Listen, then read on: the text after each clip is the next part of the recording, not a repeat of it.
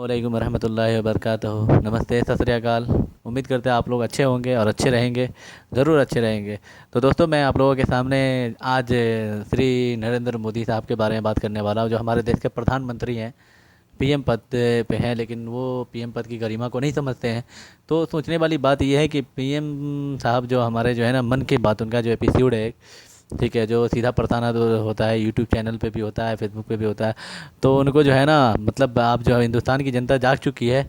उनके जो है मन की बात को जो है ना, अन की बात बना दिया, उनके अंग की बात बना दिया, और डिसलाइक मिला है पूरे 1 करोड़, अब से ज़्यादा भी मिला है। सोचने वाली ये बात है कि अब जो जो डिसलाइक किए हैं तो उनको 15 लाख मिलेंगे नहीं भाई। अब सोच लो भाई, अब 15 लाख गए हैं आपके। तो खैर कोई बात नहीं, और अच्छी बात है, ये एक अच्छा कदम है हमारे देश के लिए।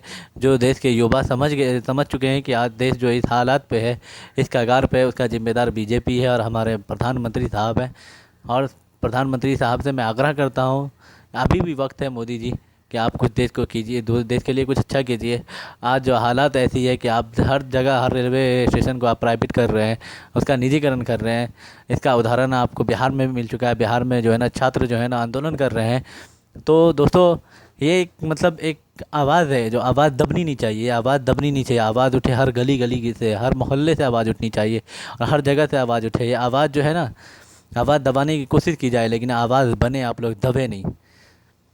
तो दोस्तों, ये जो पहला कदम है मुझे देखने को मिला, बहुत खुशी मतलब हुई मुझे इस बात से कि मोदी जी तो मोदी जी, संबित पात्रा को भी डिसलाइक मिले हैं। संबित पात्रा की भी बहुत घोर बेइज्जती हुई है, घोर अपमान हुआ है। तो ये तो मतलब बीजेपी की सीधी तौर से माना जाए तो आगे जो आने वाले समय में ये हार है। हार है, निश्चित तौर पर से हार है, हार की तरफ संकेत कर रहा है। और कुछ लोग ऐसे होंगे जो बोलते हैं कि मोदी जी अच्छा कर रहे हैं। मोदी जी किसी एंगल से अच्छा नहीं कर रहे। बस मोदी जी को जो है ना फ़ोटो खिंचवाने का शौक़ है, मोदी जी को जो है ना टूर पे जाने का शौक़ है, और कुछ नहीं है। मोदी जी बस दो काम कर रहे हैं। मोदी जी देश को बर्बाद कर रहे हैं, और जो है ना अपने अडानी अंबानी को जो है ना रिलायंस को ले जा करके भर रहे हैं, और कुछ नहीं कर रहे हैं। तो दोस्तों, ये जो आप लोग जो मेहनत किए हैं, मेहनत कर रहे हैं अभी, शायद इसी तरह आप लोग जो है ना हर तरह से आवाज़, हर तरफ से आवाज़ उठाए, तो शायद ये आवाज़ जो है ना बनेगी। और ये जो है ना सीधा सीधा सीधा तौर पे जो है ना, सीधे तौर माना जाए तो वो मोदी साहब के लिए जो है ना, कल होकर के बीजेपी पार्टी के लिए बहुत ही भयंकर रूप साबित होगी, और वो जो आप लोग के सामने होगा परिणाम। और खैर, जो भी आए, कांग्रेस आए या जो भी पार्टी आए सत्ता में, लेकिन जो भी आए वो अगर सही करेगी तो उसका साथ दिया जाएगा, अगर गलत है तो गलत है, जो गलत है तो गलत है। आज जो देश का हाल है उसका जिम्मेदार मोदी जी है, उसकी जिम्मेदार बीजेपी पार्टी है, उसकी जिम्मेदार हमारे जो निर्मला ताई है वो है। निर्मला ताई आती हैं तो निर्मला ताई के तो बेबाक बातें, उन वो जो बातें करती हैं ना, बेबाक बातें करती हैं। उनकी जो मतलब कोई बोलने का कोई तरीका ही नहीं है। कभी कभी पाकिस्तान को दोष देते हैं, कभी नेहरू जी को दोष देते हैं। आज तो उनकी तो हद ही पार हो गई। उन्होंने यहाँ तक कह दिया कि भगवान ने गलती किया तो मेरी क्या है, भगवान ने ऐसा कर दिया, ये भगवान जिम्मेदार है इसका, हम लोग जिम्मेदार नहीं, हमारी पार्टी जिम्मेदार नहीं। मतलब वो अपने ऊपर नहीं ले रहे हैं, मतलब आप भगवान के ऊपर, भगवान को तो मतलब उन लोग इतने गिरे हुए हैं कि भगवान तक को नहीं छोड़ रहे। भगवान तक को ही मतलब बदनाम करने में, अपनी मतलब रोटी सेकने के लिए भगवान को भी नहीं छोड़ रहे। तो ये बहुत ही शर्म की बात है, और बहुत ही दुख की बात है जो निर्मला दाई ऐसे ही मतलब भाषा का प्रयोग करते हैं, जो कि एक अभी मुझे बहुत ही खुशी मिल रही है। मैं बहुत खुश हूँ, क्योंकि आज आवाज़ उठ रही है, आवाज़ निकल रही है, आवाज़ हर गली से आवाज़ आ रही है। युवा जाग रहे हैं, युवा को समझ में आ चुका है कि हमें जो है ना, हमारी जो अहम चीज़ है, हमारे लिए जो मुद्दा है वो है रोज़गार, शिक्षा। जो ज़रूरी चीज़ें है, रोज़गार और शिक्षा। जब भी शिक्षित रहेंगे लोग, तभी जो है ना शिक्षित रहेगा, तभी इंसान कुछ अच्छा करेंगे, कुछ अच्छे पोस्ट पे जाएंगे। और सबसे बड़ी बात है ये जो है ना, बीजेपी पार्टी को बस, हम ये नहीं बोल रहे कि मोदी जी ख़राब है, गलत, लेकिन उनकी जो आइडियोलॉजी है, उनका जो थिंकिंग है, उनका जो मतलब सोचने का तरीका है वो गलत है। उन्होंने अगर सही तरीके से अगर अपना मतलब कर्तव्य को निभाया होता तो आज देश का ये हाल नहीं होता दोस्तों। तो सोचने वाली बात है, आज हम लोगों को, सबको सोचने वाली बात है, हमको ही नहीं, आप लोगों को भी सोचने की ज़रूरत है कि आज हम लोगों को क्या करना है जो देश हमारा बचे, देश की जो जीडीपी है, देश का जो अर्थव्यवस्था है वो सुधरे। हम लोगों को बस आवाज़ उठाना है, और बीजेपी सरकार से बस यही कहना है कि पीएम साहब आप इस्तीफ़ा दे दो। क्योंकि 70 साल जब इन पैदा हुए थे तो देश आज़ाद हुआ था, 70 साल देश को आज़ाद हो गया, मोदी जी को पैदा हुए भी 70 साल हो चुका है।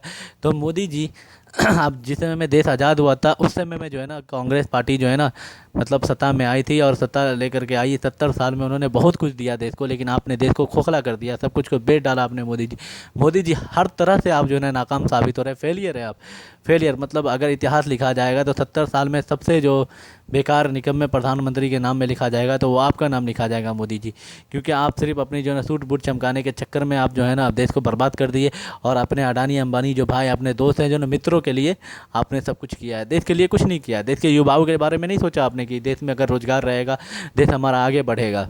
आप ये नहीं सोचा कि कहीं पे यूनिवर्सिटी कॉलेज खुलेंगी तो हमारा देश आगे बढ़ेगा, ऐसा नहीं सोचा आपने।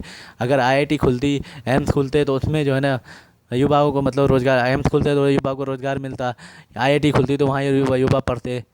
मतलब ये थिंकिंग नहीं है आपकी, बस आपकी एक ही थिंकिंग है, मनुस्मृति लागू करो देश में और देश को जो है ना मतलब जाहिल जो होता है ना, जाहिलियत की ओर ले जा रहे हैं देश को आप, मतलब अनभक्ति की ओर ले जा रहा है देश। देश जो जा रहा था अभी, तो खैर मुझे खुशी मिल रही है जो ये जो सुनने को मिला है मुझे और देखने को भी मिला है, जो इतने डिसलाइक मिले मोदी जी को, तो मोदी जी के लिए बहुत ही ये एक बुरा वक्त शुरू होने वाला है मोदी जी के लिए। अब ये मैं नहीं कहूँगा कि मतलब ये नहीं कहना चाहता कि मोदी जी का बुरा वक्त, लेकिन हो सकता है आगे चल करके अगर युवा अगर समझ रहे कि हाँ इसके जिम्मेदार मोदी जी है, अगर बीजेपी सरकार है, तो चाहिए कि हर युवाओं को आवाज़ उठाए। सोशल मीडिया का ज़माना है दोस्तों। और ये जो है ना आप 2-3 चैनल को हम नाम नहीं लेंगे, 2-3 चैनल जो है ना बहुत ही ABP जो है ना ABP, आज तक की तो बात ही छोड़ दो, आज तक तो छोड़ ही दो, नाम लेंगे लेना पड़ेगा, नाम नहीं लेंगे तो कुछ चलेगा ही नहीं। और रिपब्लिक, ये तीनों को देखो ही मत।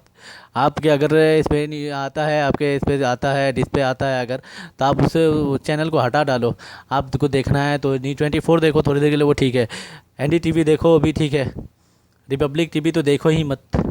आज तक तो देखो, ये मतलब ये लोग इंटरटेन करते हैं बस, एंटरटेनमेंट के लिए ये लोग बस, मतलब ये है और कुछ नहीं है। मतलब देश की बात के लिए, देश का जो मुद्दा है वो मुद्दे पे बात नहीं करेंगे ये लोग।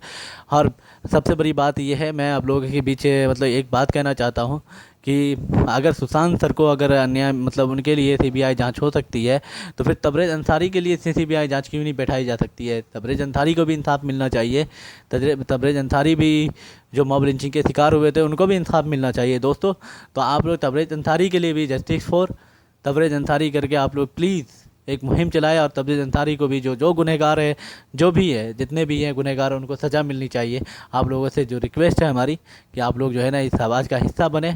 और मैं आप लोगों से आखिरी मतलब यही बात कहूँगा कि हमारे जो वीडियो को जो देख रहे हैं आप लोग, तो ज़्यादा से ज़्यादा शेयर करें और हमारे चैनल को सब्सक्राइब करें और फॉलो करें। ठीक है दोस्तों, अस्सलाम वालेकुम, जय हिंद, जय भारत।